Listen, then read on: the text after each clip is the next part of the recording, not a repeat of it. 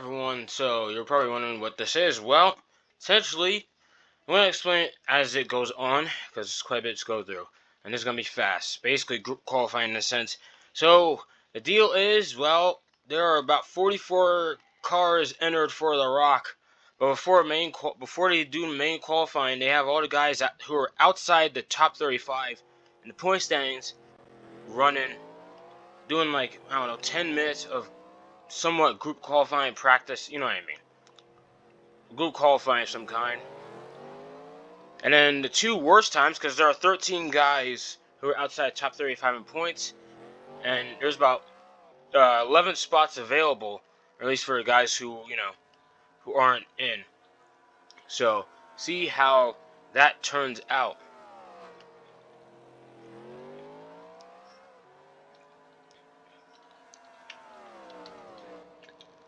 As we look at Pikes Peak's Tanner Shaw, we're just going to go through some of the drivers and some of the stories. So here's Pikes Peak's Tanner Shaw from Colorado, and this poor guy, he's currently 42nd in the point standings after basically two incidents. He was involved in an incident, I think, at Daytona. I think he was able to finish the race, still finished pretty bad, especially at Daytona where aero means everything, and he already had damage. And then he crashed out hard at Dover, so there was a lot of big crashes at Dover, and poor Tanner Shaw was a part of it. And then another guy, let's talk about Thomas Annunziata, who is currently, he only ran one race, and that was Daytona, and he is third to last in the point standings coming into this event, in 47th. And that's mainly because on lap 2 at Daytona, he blew a header in the middle of the pack. It's a miracle no one else was collected in that mishap, because, yeah, that poor kid, man, did not need that. But it is what it is. Hey, hopefully he could bounce back from that little issue. And then we got Racist Rally, and honestly, he's only ran one race, which is pretty much how to have it. He didn't really finish well at Daytona. That's probably why he's here. And another interesting story as we look behind him is that, yeah, that 36 Toyota of Jeremy Mayfield. He was initially scheduled. He was originally thinking of going full time, but honestly, I don't know. I guess he just didn't feel like running the whole season. Just wanted to do his own schedule and just run certain races. He meant to race at Daytona, but I guess just backed out for whatever reason. It is what it is. And it wasn't a full field at Daytona, so like, now I'm not sure what the reason is, but it is what it is. So he's making his debut now, or at least, well, if he can. Remember, there's 11 spots available amongst these 13 drivers. The two worst times are going home. And looking at time, they got 6 minutes left. And let's look at the next story right in front of him. 70 of, this is an interesting one, Martin Stone of Bay State Motorsports, making the team itself making its debut. 2-car operation, this is one of them. And wait, sorry, I feel like sneezing. Yeah, see how that goes for him. Interesting that he's in the 70. And these guys probably wouldn't want to race too rough. Or race too rough, you know what I mean. Or race each other too much, just trying to get a time in. Especially when not every lap has to be, I don't know. But anyway, 56 of Yasha Volkov. She was one of the many drivers, especially for Kanako Racing, to debut in the second race this season at Dover. A bunch of guys joined in at Dover, and a lot of them are actually in the top 35 in points, just because of the points dished out. Now, some of the guys who finished well at Daytona didn't do well at Dover. It's just a mix and match of that. But Yasha Volkov was not so fortunate, as she got into one of the big pileups late in the last race, and well, that sponsorless 56. Honestly, without sponsorship, I know, like, even though these cars are cheap, you still need sponsors. And well, she doesn't really have one, which could be a problem for her later down the line if she's not too careful with how she runs, or with how everyone else runs around, depending on circumstances. It wasn't entirely her fault, well, sort of. It was almost like ARCA breaks what happened at Dover. But it is what it is. And then we have Cody Dennison, who only ran at Daytona. I forgot how he did, but he's currently 38th in the point standings. So, for Wayne Peterson Racing, one of the smaller operations even by this series standards. And right behind him is Tony Bringer. Sorry, sniffles, guys. And currently has the second fastest time amongst these guys. So that's interesting. So she's out of trouble right now. So, okay, halfway update.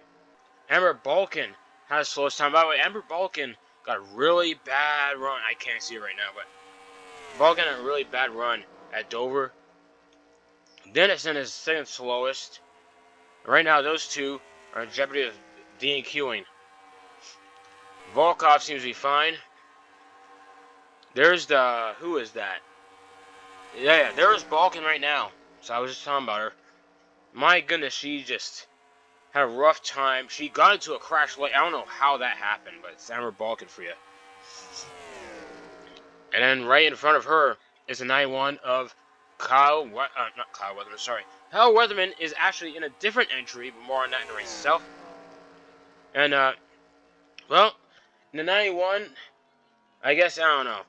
In the 91, because Kyle Weatherman is only scheduled for a certain race, certain amount of starts in the 91 car for Lock Motorsports Group. And, well, Brandon Jones decided to join in. He was originally Junior Motorsports wanted to join in, but I don't know. I guess they just were not convinced to join the series yet, and I guess they just want to wait. I don't know. I guess they're just not willing to give it a shot right now.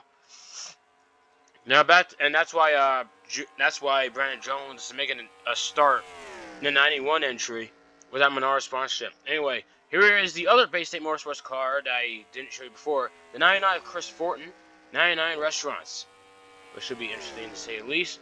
And right now, oh wow, so Balkan beat Dennison's time, but oh boy, she beat Dennison's time, but she's got to beat that 21, which the 21 right now, if I can find him. Oh, there he is, 21 of Dylan Lupton. As Wood Brothers Racing decided last minute to want in on this. Want in at Rockingham. But at the time, Logan Bearden, I don't know. Logan Bearden had other stuff to do. I guess, or either that or just wasn't interested. I don't know the story behind that. All I know is that Bearden was not available for Wood Brothers' last minute decision to be a part of Rockingham. So they brought in a guy, Dylan Lupton. I guess it's just, he was attending, I think he actually attended Daytona and Dover, so he was actually attending these races. I'm not sure the details on that, but he's here, and now they got him in the car, since, Bearden wasn't available. And right now, oh boy, just like that, Dennison just beat his time. So Dennison has actually picked up the pace here. So that will be interesting. Brandon Jones in 91. I thought he was going to get back on pit road. He was slow there. So those two times.